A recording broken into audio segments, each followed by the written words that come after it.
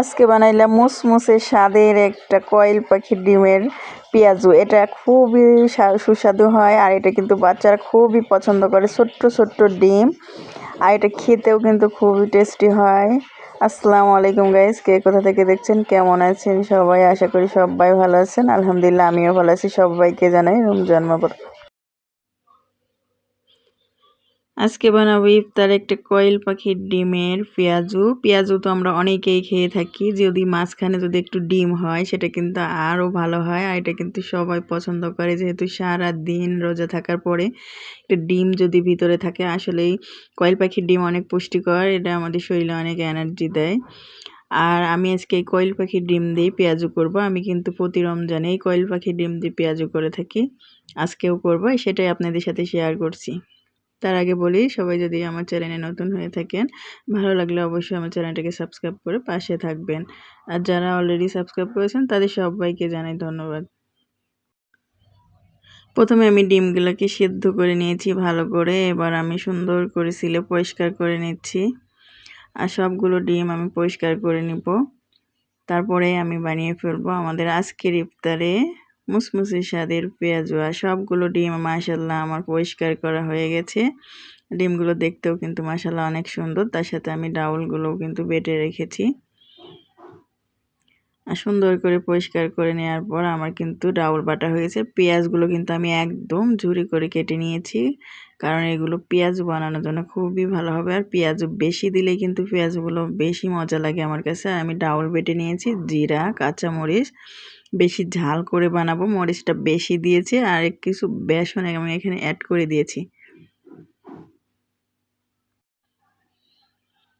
আর সবগুলোকে আমি ভালোভাবে নেড়ে চেড়ে মিশিয়ে নিব। তার আগে আমি কিছু হলুদ আর লবণ, যেহেতু মরিচ আমি দিয়েছি, কাঁচা মরিচ দিয়েই কিন্তু আমি বানাবো, ঠিক আছে? আর সবগুলোকে আমি ভালোভাবে মাখিয়ে নিচ্ছি। পেঁয়াজু তো অনেকেই বানান, ঠিক আছে, আর বলার কিছু নেই যে সবগুলো কিভাবে বানান, আপনারা সবাই জানেন। আমি শুধু ডিমটা অ্যাড করছি, এটাই দেখাচ্ছি। আর এখন আমি পেঁয়াজগুলো দিয়ে দিব।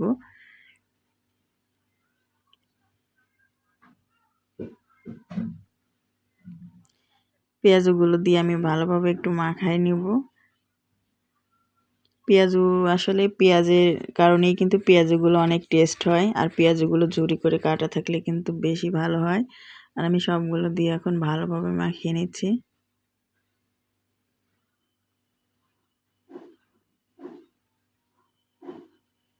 আমার মাখানো হয়ে গেলে এরই মধ্যে আমি ডিমগুলো দিয়ে দিব।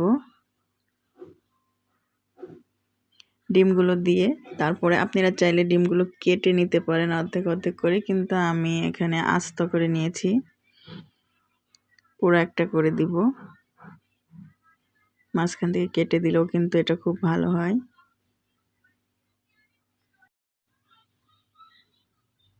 ডিমটা আমি মাঝখানে রেখে এবার আমি এই যে চারপাশে এই মাখানোটা আমি দিয়ে দিব।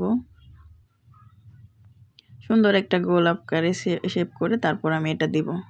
মাঝখানে ডিম থাকবে, ঠিক আছে? যে যে শেপে বানাতে চান, এর থেকে ছোট করতে চাইলে ছোট করতে পারেন। ডিমটা পুরো আমি ঢেকে তারপরে দিব। আর এগুলো আমি হালকা আছে সুন্দর করে ভেজে নেব মুচমুচে করে। আর এগুলো খেতে কিন্তু খুবই টেস্টি হবে, আর যেহেতু মুচমুচে হবে। পেঁয়াজু তো আসলে আমাদের কাছে গরম গরম পেঁয়াজু অনেক মজা লাগে, আর মাঝখানে একটা ডিম থাক।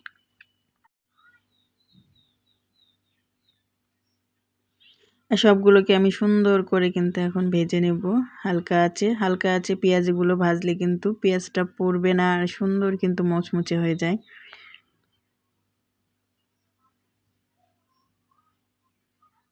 আর আমি এরকম সুন্দর করে কিন্তু সবগুলোকে আমি ভেজে নিব।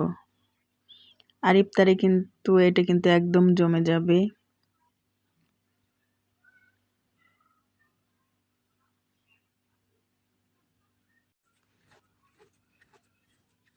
আর ভাজতে ভাজতে একটা কথা বলি, যারা ফেসবুক পেজ থেকে দেখছেন তারা অবশ্যই লাইক ফলোতে দেখা শুরু করবেন।